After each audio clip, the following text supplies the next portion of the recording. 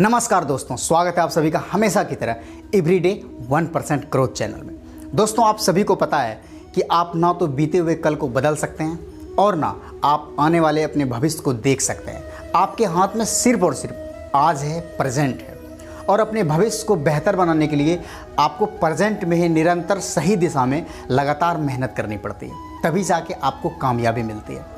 तो व्यर्थ का चिंता करने से बेहतर है कि आज जो हमारे पास वक्त है इसी में हम कुछ बेहतर करने की कोशिश करें।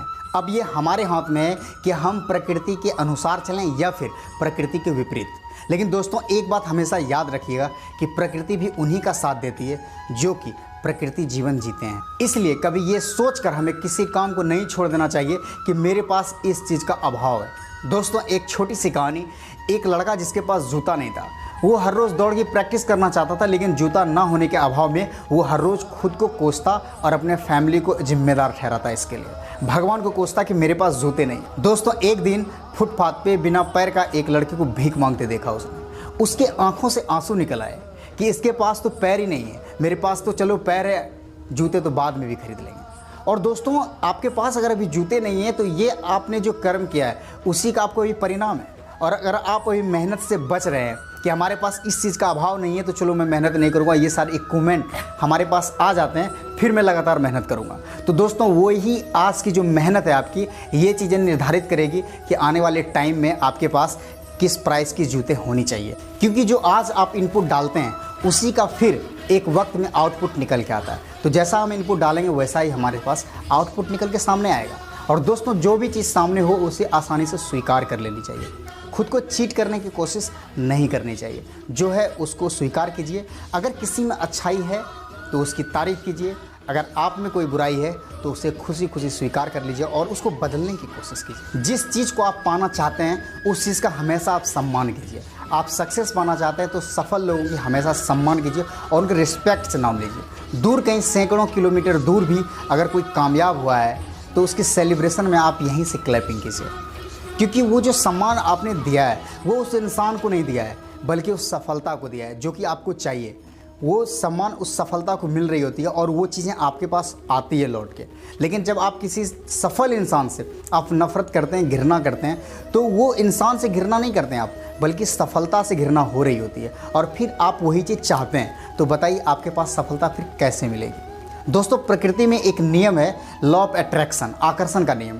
जब आप 10 सीक्रेट बुक पढ़ेंगे तो इसमें विस्तार रूप से बताया गया। हालांकि मैं कुछ देसी अंदाज में आपको समझाने की कोशिश करता हूं। दोस्तों, लॉ ऑफ अट्रैक्शन का जो नियम है वो हर इंसान पे बराबर रूप से काम करता है। चाहे आप इसके बारे में जानते हैं या नहीं जानते हैं, ये हर किसी के ऊपर बराबर रूप से काम करता है। जैसे कि सूर्य का पूरब में घूमना या फिर चंद्रमा पृथ्वी का चक्कर लगाती है, तो ये एक लॉ है, ये प्रकृति नियम है, ये हमेशा होते ही रहता है। जैसे मैंने इस सॉकेट को आसमान में उछाल के फेंका तो ये फिर ज़मीन की तरफ नीचे ऑटोमेटिक आ गया। ये एक लॉ है, गुरुत्वाकर्षण का नियम, जिनका कि खोज न्यूटन ने किया था। लेकिन दोस्तों, कमाल की बात यह है कि ये काम पहले से भी कर रहा था। उन्होंने खोज किया लेकिन ये काम पहले से कर रहा था। तो आप इस नियम के बारे में जानते हैं या नहीं जानते, ये काम तो हर किसी के ऊपर कर ही रहा होता है। इसको आसानी से समझने के लिए एक और एग्जाम्पल कि सपोज कीजिए कि अपने देश में कितनी भाषाएं बोली जाती होगी, 50, लेकिन आबादी कितने हैं, करोड़ों में है। पूरी दुनिया भर में कितनी भाषाएं बोली जाती होगी, मान लेते हैं कि 2000 भाषाएं बोली जाती होगी। लोग कितने हैं, 7 अरब लोग। दोस्तों, भगवान कितने, एक। वो कितनों की सुनेगा या फिर कितने अपने वो कर्मचारी रखेंगे कि भाई सब लोग फरियाद कर रहे हैं, कोई हिंदू बोल रहे हैं हे प्रभु जी सोमवारी आ गया, मेरा मतलब शादी करवा दो। कोई मुस्लिम धर्म के लोग बोलते होंगे हे अल्लाह बेरोजगारी बढ़ गई है, अब जॉब लगवा दो। कोई जैन धर्म के बोलते हैं, उधर इंग्लैंड, जापान, चाइनीज़, हर देश के लोग फरियाद करते होंगे। लेकिन भगवान तो एक ही है, तो वो कुछ नहीं करेंगे, बस वो सिंपल यही करेंगे कि जो आपने फ्रीक्वेंसी भेजी ऊपर, जो चीज़ आपने डिमांड करी, जो चीज़ें मांगी, वो बस भगवान ने कह दिया तथास्तु। जैसा हम सोचते हैं वैसा हमारे साथ हो जाता है। लॉ ऑफ अट्रैक्शन में ये चीज़ें होती हैं। इस नियम के आधार पर सोचिए कि कोई बोले कि बहुत गरीबी है, तो उसने बोला गरीबी है और ऊपर से फिर गरीबी आई रिटर्न हो गया। किसी ने बोला कि हाय राम इतनी तकलीफ है, इतना टेंशन है, दुनिया भर का सारा गम हम ही के पास है, तो फिर उसके पास गम ही आएगा लौट के। जो चीज़ आप फ्रीक्वेंसी में छोड़ते हैं, अब हमेशा आप निंदा ही कर रहे हैं सपोज किसी चीज़ की कि वो तो ऐसा है वैसा है, तो वो चीज़ें आपके पास लौट के आती है। तो लॉ सिंपल सा लॉ है कि जो फ्रिक्वेंसी हम सोचते हैं, जैसा हम उच्चारण करते हैं, मन में विचार जैसा आता है, उसी प्रकार की चीज़ें हमारे साथ हो जाती हैं। तो दोस्तों मज़े की बात ये है कि हम अपने विचारों को रोक तो नहीं सकते ना। दुनिया में भर में हर रोज़ इंसानों के पास हर दिन 62,000 से ज़्यादा थॉट्स आते हैं लगभग।